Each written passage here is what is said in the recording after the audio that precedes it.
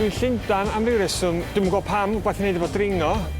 Lle mwyaf bonkers a anghyffredin dwi wedi dringo, di probably gogarth, swn i'n deud, yn Holyhead. Dwi'n methu fod mwy bonkers yna. Sna, dwi'n neud be mae'r Human Spider-Man yn neud a dringo adeilad heddiw, neu absydd o lawr adeilad. Reit, gweithio tu ôl i counter shop, dwi heddiw, mae'n rhaid.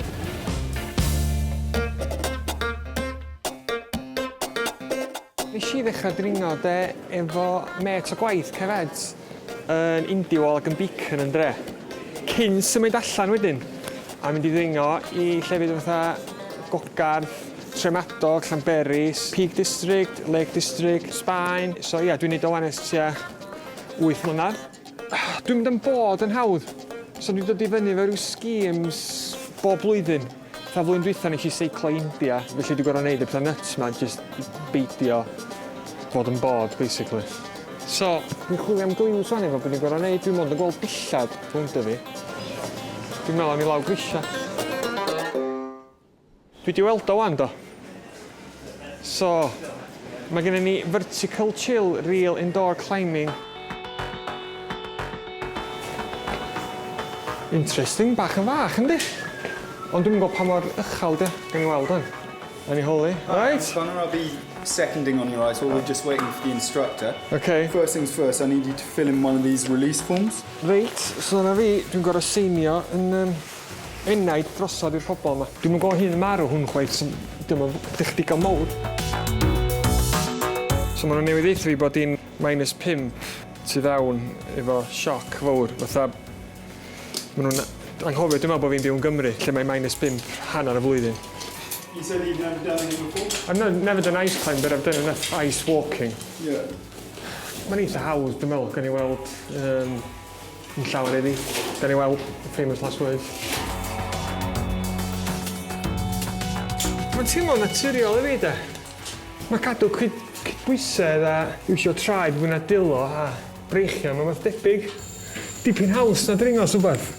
Mae lot o'r technega'n debyg iawn i ddringo traddodiadol. Iwsio coesa, cadw cydbwysedd, symud y corff. Mae'n bwysig cael upper body strength a cael grip strength da hyn a llall. So mae'n debyg iawn, ond mae'r elfennau sy'n wahanol hefyd pan mae rhywun yn reid i dilo ar garag fel arfer. Ti'n disgwyl bod o'n di aros yna lle. Ond pan ti'n reid Isaacs i fewn yn yr hew, mae'n reid eitha dorri'n hawdd.